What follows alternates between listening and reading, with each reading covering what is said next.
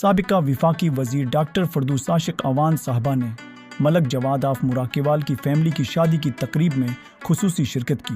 اس موقع پر انہوں نے دلہا دلہن کو اپنی نیک خواہشات پیش کی اور خاندان کے لیے محبت، خوشحالی اور اتحاد کی دعا کی۔ ڈاکٹر صاحبہ کی آمد کو اہل علاقہ اور میزبان خاندان نے عزت اور تکریم کے ساتھ سراہا۔ یہ ملاقات نہ صرف ایک خوشی کے موقع پر مبارکباد کا پیغام تھی، بلکہ مقامی روایت اور ثقافت سے جڑنے کی ایک خوبصورت مثال بھی بنی۔